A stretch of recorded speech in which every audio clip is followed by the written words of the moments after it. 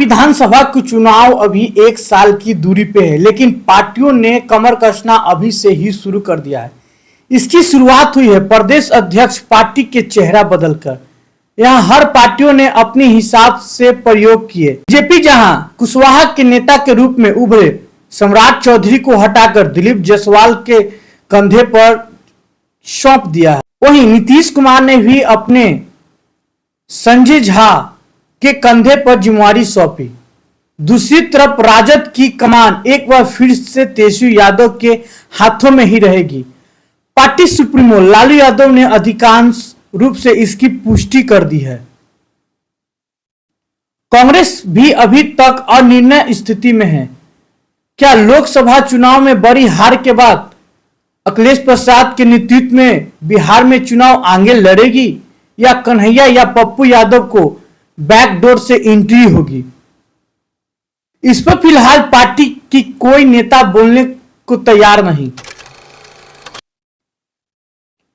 बिहार विधानसभा चुनाव ठीक पहले दिलीप जायसवाल को पार्टी की कमान सौंपकर बीजेपी ने एक बार फिर से सबको चौंका दिया है। सम्राट चौधरी के आने के बाद अलग अलग गुट में बटी भाजपा क्या एक साथ समेटकर एक मंच पर लाना दिलीप जायसवाल के लिए आसान नहीं होगा? दिलीप जायसवाल के सामने सबसे बड़ी चुनौती होगी सीनियर नेताओं के साथ जूनियर नेताओं को भरोसे में लाना, ताकि वो पार्टी में एक टीम की तरह काम करे। फिलहाल पार्टी में इंटरनल गुटबाजी, हवाबाजी, इस चीज पर कैसे समाप्त करेंगे, यह उनके लिए सबसे बड़ी चुनौती होगी। परवीन बागी कहते हैं कि मौजूदा समय में बीजेपी के कार्यकर्ताओं भी निराशा है। सत्ता आने के बाद भी कार्यकर्ताओं के सत्ता शेयर नहीं मिल पा रहा है। सरकार बनने के बाद भी बोर्ड, निगम, कमेटी में उन्हें जगह नहीं मिल पाई। उनकी लगातार इस बात की शिकायत है। जिले में अधिकारी कार्यकर्ताओं को भी नहीं सुनते। जनता का बीजेपी और एनडीए से नाराज के कारणों में भ्रष्टाचार, बेरोजगारी, नौकरी, पेपर लीक जैसे अहम मुद्दा है। इसके कारण बूथ पे जो भी एनडीए को कोर वोटर बैंक हुआ, अब धीरे धीरे छटक रहे हैं।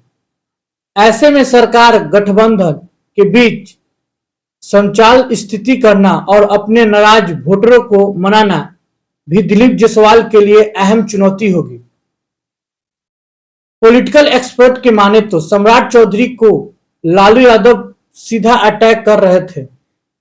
इनकी गिनती बीजेपी के गरम नेता के रूप में होती थी।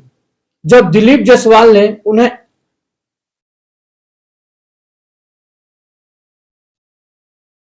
पॉलिटिकल एक्सपर्ट के माने तो सम्राट चौधरी लालू यादव पर सीधा अटैक कर रहे थे। इनकी गिनती बीजेपी के गरम दल के नेताओं के रूप में होती थी। जब दिलीप जायसवाल इनसे कैसे निपटते हैं, ऐसे देखने वाली बात होगी, क्योंकि तेजस्वी का भी तेवर किसी भी लहजा से बीजेपी को लेकर कम होता हुआ नहीं दिख रहा है। वो लगातार बीजेपी के अटैकिंग में है। ऐसे अगर दिलीप जायसवाल इसमें से कमजोर पड़ते हैं तो इसकी पार्टी के नुकसान हो सकती है। ऐसे ही यह भी उनके लिए एक चुनौतीपूर्ण टास्क होगी। अपने हाथ में ले